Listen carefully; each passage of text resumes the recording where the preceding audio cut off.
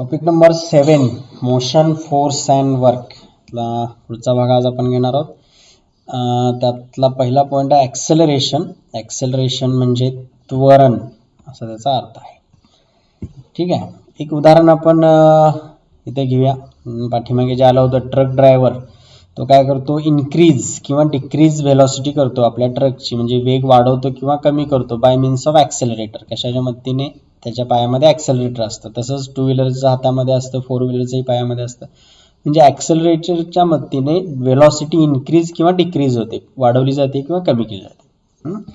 एखादं toy car आहे, म्हणजे खेळण्यातील गाडी आहे, त्याची स्प्रिंग त्याची दिली, म्हणजे त्याच्या क्लॉकवर स्प्रिंग असते, ती दिली की ते खेळणं सुरू होतं, जमिनीवर ते गाडी धावायला लागते.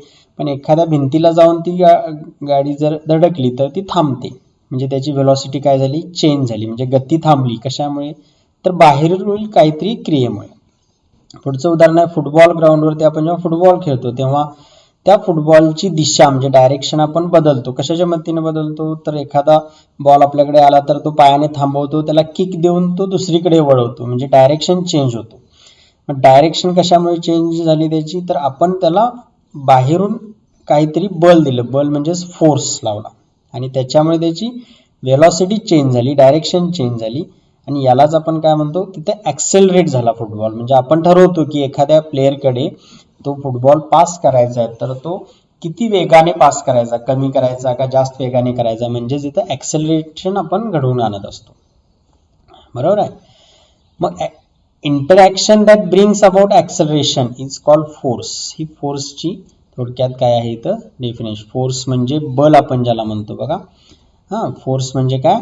बल. Interaction, the interaction that brings about acceleration is called force. म्हणजे ॲक्सेलरेशन घडून आणण्यासाठी जे आपण क्रिया घडते त्याला आपण फोर्स म्हणत असतो. आता ॲक्सेलरेशन म्हणजे काय? तर त्याची डेफिनेशन म्हणजे त्याचा फॉर्म्युला आहे. ॲक्सेलरेशन म्हणजे change in velocity and time taken for change. Change in velocity, time taken for change is known as acceleration. मग आपण थोडक्यात डेफिनेशन काय करणार? What is mean by acceleration? Acceleration means change in velocity with reference to time. Okay, change in velocity with reference to time is called acceleration. आणि ॲक्सेलरेशनचं unit काय आहे बघा, की व्हेलॉसिटीचं युनिट आहे मीटर पर सेकंद, आणि टाइमचं युनिट आहे सेकंद. म्हणजे हे सेकंद ते गेले तर ते काय होतात, मीटर पर सेकंद स्क्वेअर. हे सेकंद इथे जातात, second into second, second square, म्हणजे हे ॲक्सेलरेशनचं युनिट आहे मीटर पर सेकंद स्क्वेअर. ठीक आहे, हा भाग लक्षात ठेवायचा. ॲक्सेलरेशन म्हणजे त्वरण. तर फोर्स अँड ॲक्सेलरेशन, बल आणि त्वरण यांचा संबंध आपण घ्या. तर एक उदाहरण दिले, ग्लास मार्बल काय करा, स्मूथ टेबल टॉपवरती रोल करा, म्हणजे त्यांना फिरू द्या. त्याची velocity will decrease and stop. मग हळूहळू ते मार्बल्स काय होणार, थोड्या वेळानं त्यांची व्हेलॉसिटी कमी होणार आणि ते थांबणार. दुसरं उदाहरण कॅरम बोर्ड. कॅरम बोर्डवरती कॉईन ठेवा, स्ट्रायकरने त्याला हिट द्या. कॉईन काय होणार, स्ट्रायकरने हिट केल्यानंतर थोडं डिस्टन्स ट्रॅव्हल होणार आणि त्यासुद्धा व्हेलॉसिटी त्यांची कमी होणार आणि थांबणार. त्याच्यावरून आपल्याला काय लक्षात? आता मग त्यानंतर यामध्ये टॅल्कम पावडर अप्लाय करायची कॅरम बोर्डवरती, म्हणजे पावडर अप्लाय करायची, नंतर हिट देऊन बघायचं, तर तो कॉईन जी आहे ती पहिल्यापेक्षा जास्त काय होते, व्हेलॉसिटीने जाते आणि जास्त डिस्टन्स ट्रॅव्हल करते आणि मग थांबते. यावरून काय अर्थ होतो, the velocity of coin decrease due to the force of friction. म्हणजे जी कॉईन आहे त्याची गती, व्हेलॉसिटी कमी कशामुळे होते? फ्रिक्शनमुळे होते. म्हणजे इथे सुद्धा मार्बल आणि टेबलच्या मध्ये फ्रिक्शन होतं, म्हणजे घर्षण होतं आणि ते थांबते. इथे सुद्धा कॉईन आणि कॅरम बोर्डचा सरफेस आहे त्याच्यामध्ये फ्रिक्शन होतं, घर्षण होतं आणि त्याची व्हेलॉसिटी कमी होते. Okay, if friction between the carrom board and coin is reduce, the coin keeps moving for longer time. मग आपण जेव्हा पावडरचा अप्लाय करतो तेव्हा कॉईन आणि सरफेस, कॅरम बोर्डचा सरफेस, याच्यामध्ये फ्रिक्शन कमी होतं आणि मग ती जास्त चांगल्या पद्धतीने मूव्ह होते. It would mean that if no force of friction is acting on a moving body, it will keep on moving with constant velocity. मग फ्रिक्शन असल्यामुळे व्हेलॉसिटी कमी होते आणि एखादी वस्तू थांबते. जर फ्रिक्शनच काढून घेतलं तर काय होणार नाही, व्हेलॉसिटी कमी होणार नाही आणि ती बॉडी तशीच कॉन्स्टंट व्हेलॉसिटीने फिरत राहील. याचा अर्थ आहे बघा इथे दिलेला आहे, if no friction is acting on a moving body it will keep moving with constant velocity. जर फ्रिक्शनच नसेल तर ती बॉडी त्याच गतीने एकसारखी फिरत राहील. ठीक आहे. मग the scientist sir Isaac Newton was first to study force and resulting acceleration. मग आयझॅक न्यूटन सर यांनी पहिल्यांदा काय केलं, याच्याविषयी काय केलेला अभ्यास केला आणि त्यांनी मग एक नियम मांडला, लॉ, न्यूटन्स फर्स्ट लॉ. असे बरेच आहेत आपल्याला, आता हा पहिलाच आहे, Newton's first law of motion. गतिविषयक त्यांचा पहिला नियम, न्यूटनचा गतिविषयक पहिला नियम काय आहे बघा, if no force is acting on a body, जर फोर्स ऍक्ट होत नसेल, its velocity does not change. बरोबर आहे. फोर्स नसेल तर व्हेलॉसिटी बदलणार नाही. आपण फुटबॉलला व्हेलॉसिटी कशी बदलतो, फोर्स लावून बदलतो. मग फोर्सच नसेल तर व्हेलॉसिटी म्हणजे गती बदलणार नाही. दॅट इज म्हणजेच काय, दॅट इज म्हणजेच the body does not accelerate. मग फोर्स लावला नाही, व्हेलॉसिटी बदलणार नाही, म्हणजे ती बॉडी ऍक्सेलरेटच होणार नाही. फोर्स लावल्यानंतरच ती ऍक्सेलरेट होते, म्हणजे गतिमान होते, अधिक कमी जास्त गतिमान होते. In other words, if body stationary, stationary म्हणजे एखादी वस्तू स्थिर आहे, इट विल रिमेन स्टेशनरी, तर ती तशीच राहील. जर फोर्सच अप्लाय केला नाही तर एखादी बॉडी जर स्टेशनरी आहे, एका ठिकाणी आता दगड आहे, तो जर जमिनीवर पडलेला आहे तर तो तसाच पडून राहील जोपर्यंत त्याला फोर्स अप्लाय होत नाही. बरोबर आहे ना. It will remain stationery. And if it is in motion, जर ती बॉडी मोशन मध्ये असेल, so it will continue moving with the same velocity and in the same direction. आणि जर ती बॉडी मोशन मध्ये असेल तर ती सेम व्हेलॉसिटीने त्याच सेम डिरेक्शनला एकसारखी मूव्ह होत राहील. हा आहे न्यूटन्स फर्स्ट लॉ. हा आपण पाठ करायचा आहे, समजून घ्यायचा आहे. If no force is acting on a body its velocity does not change and the body does not accelerate. जर व्हेलॉसिटीज बदलली नाही तर बॉडी ऍक्सेलरेट होणार नाही. In other words, if body is stationary it will remain stationary. Body stationary असेल तर ती तशीच स्टेशनरी राहील. and if it is in motion then it will continue moving with same velocity in same direction. This is the Newton's first law of motion.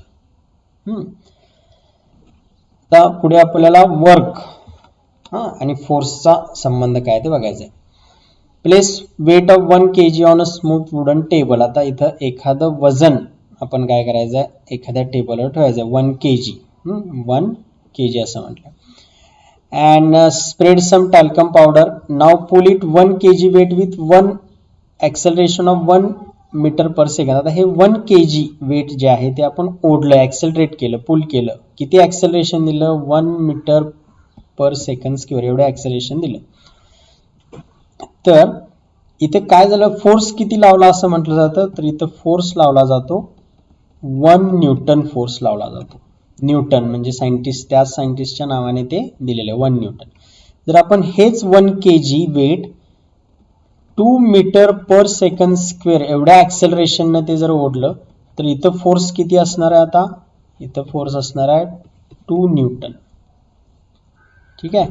म्हणजे आपण काय लक्षात घ्यायचं आहे की वेट किती ऍक्सेलरेशननं पुल होतं किंवा त्याच्यावर ऍक्सेलरेशन किती असतं त्याच्यावरून तो फोर्स ठरवला जातो. कारण आपण मगाशी म्हणलं interaction that brings the acceleration is force. ते फोर्स आहे. Okay. So force is measured by acceleration. Force कशाने मोजला जातो, त्याच्या ऍक्सेलरेशनने मोजला जातो. फोर्स इथे 1 न्यूटन लावला, इथे 2 न्यूटन. हे वाक्य महत्त्वाचं आहे. Force is measured by acceleration. We have learned about the relationship between displacement of a body resulting from the force applied to it and work done. We have also learned about work energy relationship and that ability to work is called energy. आता energy म्हणजे काय, तर ते मागे तुम्हाला एकदा आलं होतं. एनर्जी म्हणजे काय, ability to do work is called energy, किंवा ते असे म्हटलं जातं capacity to do work is called energy. Capacity to do work is called energy. कार्य करण्याची क्षमता म्हणजे ऊर्जा म्हणजेच एनर्जी. ठीक आहे. याचाच आपल्याला इथं उपयोग होणार आहे. बघा इथे सुद्धा एक एक्सपेरिमेंट दिलेला आहे. हां, स्ट्रिंग आहे म्हणजे दोरा आहे attach to the wooden block इथं दिसतोय. इथं तो स्ट्रिंग लावलेली आहे. एका बाजूला it pass over a pulley, तर पुलीवरून तो स्ट्रिंग पास केलेला आहे आणि दुसऱ्या बाजूला वेट लावलेला आहे. On applying sufficient weight the block will seen to move, तर योग्य वजन लावलं की हा तो ब्लॉक आहे तो पुढे येताना आपल्याला दिसेल. Which force is being applied here? How can this force be increased? What will happen on the applying more force when we say that work is done by the applied force? If the block moves forward, we can say that it has displaced. आता इथे sufficient weight दिलं की block move होणार, आपण म्हणणार की displacement झालं, म्हणजे तो ब्लॉक पुढे आला. Due to the displacement we say that force has done some work. Displacement झालं म्हणजे काहीतरी तर हालचाल झाली, म्हणजे आपण काय म्हणणार, फोर्स हॅज डन वर्क, कार्य झालं. Can we measure this work? We know that work done depends on the force and displacement.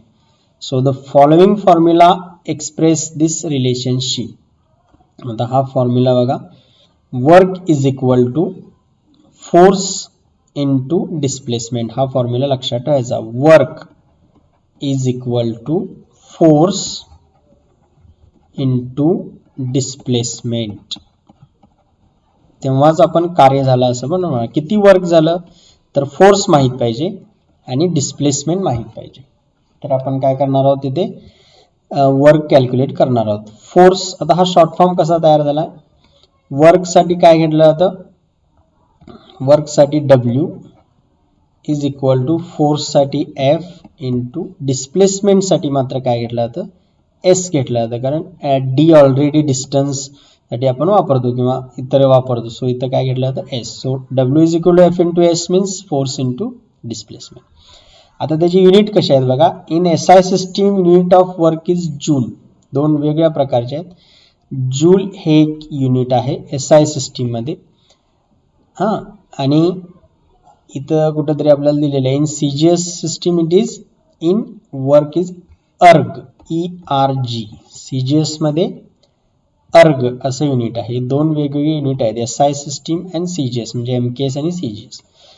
फोर्सचं जे युनिट आहे ते मगाशी मी सांगितलेलं आहे. फोर्स युनिट काय आहे, न्यूटन. हा भागामध्ये आपल्याला सगळ्यांची युनिट्स इथं दिलेले आहे. ठीक आहे. सो वर्क कॅल्क्युलेट करण्यासाठी काय करणार आपण, फोर्स इंटू डिस्प्लेसमेंट हा भाग इथं कॅल्क्युलेट करणार आहोत.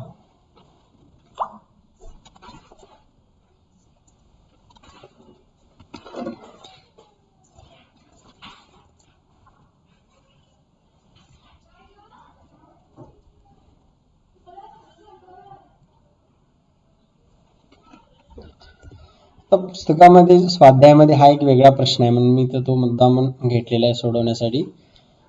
7वा प्रश्न आहे, सॉल्व द फॉलोइंग प्रॉब्लेम्स. आता बघा, फोर्स ऑफ 1000 न्यूटन, फोर्स किती आहे 1000 newton, was applied to stop a car. Car थांबवायची आहे. That was moving with constant velocity. Constant व्हेलॉसिटीने कार चाललेली आहे, त्याला थांबवण्यासाठी एवढा फोर्स अप्लाय केला. The car stop after moving through 10 metre. 10 metre अंतर जाऊन ती गाडी थांबली. So how much is the work. Example number 1. तर वर्क किती झालं, एक्झाम्पल 1. तर वर्कचा फॉर्म्युला आपल्याला वर्क शोधायचा आहे. इथं दिलेला आहे फोर्स दिलेला आहे. फोर्स किती आहे 1000 न्यूटन सॉरी. त्यानंतर डिस्प्लेसमेंट किती झाले 10 मीटर झाले. मग आपण इथं डिस्प्लेसमेंटसाठी S वापरला आत्ताच. सो इथं 10 मीटर लिहिणार. फक्त इथं लक्षात काय घ्यायचं आहे, ती गाडी थांबवण्यासाठी फोर्स अप्लाय झालाय म्हणजे त्याच्या विरोधात अप्लाय झालाय. म्हणजे याचा अर्थ इथे डिस्प्लेसमेंट मायनस मध्ये घ्यावं लागेल. मायनस का, तर त्या गाडीला थांबवण्यासाठी अपोजिट डिरेक्शनला तो फोर्स अप्लाय झाल्यामुळे डिस्प्लेसमेंट त्याच्या अपोजिट झालं, विरुद्ध दिशेला झालं, म्हणून मायनस घ्यायचं. मग फॉर्म्युला काय, work is equal to force into displacement. Force 1000 newton into displacement minus 10 is equal to minus 10,000. वर्कचं युनिट इथं घेणार आहोत आपण जूल. ओके, कारण ते MKS सिस्टीम मध्ये. तसंच सेकंड एक्झाम्पल आहे, कार्ट विथ मास 20 kg. किती आहे 20 kg went 50 meter in a straight line on a plain and smooth road when a force of 2 Newton was applied to it. आता बघा आपल्याला काय पाहिजे वर्क करण्यासाठी, हाऊ मच वर्क साठी आपल्याला पाहिजे फोर्स किती अप्लाय केला आणि डिस्प्लेसमेंट किती. फोर्स किती अप्लाय केलाय 2 न्यूटन, सो 2 न्यूटन. आणि डिस्प्लेसमेंट किती झालंय, डिस्प्लेसमेंट झालेलं आहे 50 मीटर. मग 20 किलो त्या गाडीचं कार्टचं म्हणजे बैलगाडीचं किंवा गाडीचं वजन आहे, याचा इथं काही संबंध येत नाही. आपल्याला फक्त डिस्प्लेसमेंट आहे 50 मीटर, सो 50 मीटर. आता हे मायनस का घ्यायचे नाहीत सांगतो, कारण ती कार्ट म्हणजे गाडी पुढे जाण्यासाठी फोर्स लावला 2n आणि मग त्याचं डिस्प्लेसमेंट झालं 50, म्हणजे पुढे गेले. फोर्स कशासाठी लावला, पुढे जाण्यासाठी. पण इथं कसं होतं, फोर्स कशासाठी लावला होता, ती थांबवण्यासाठी, म्हणजे उलट गाडी थांबवायची होती. म्हणजे पुढे जाण्यासाठी म्हणजे इथे प्लस मध्ये येणार. So again work is equal to F into S, that is force into displacement. 2 newton into displacement 50 and therefore 100 joule. तेव्हा ही उदाहरणं या पद्धतीने तुम्ही काय करायचे, सोडवायचे आणि इतर स्वाध्याय जो आहे तो सगळा पूर्ण करायचा आहे. ओके.